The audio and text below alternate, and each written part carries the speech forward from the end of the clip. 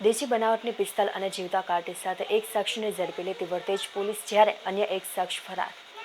શહેરના બુધેલ પાસે આવેલ સિદ્ધિવિનાયક હોટલ પાસે બે વ્યક્તિઓ બીજાઓની જિંદગીની સલામતી જોખમમાં મૂકતા કૃત્યો કરી રહ્યા છે તેવો ફોન વર્તેજ પોલીસ સ્ટેશનમાં આવતા વર્તેજ પોલીસ સ્ટેશનનો કાફલો તાત્કાલિક સ્થળ પર પહોંચતા ત્યાં આગળ જઈને તપાસ કરતા દેશી બનાવટની પિસ્તલ અને જીવતા કાર્ટિજ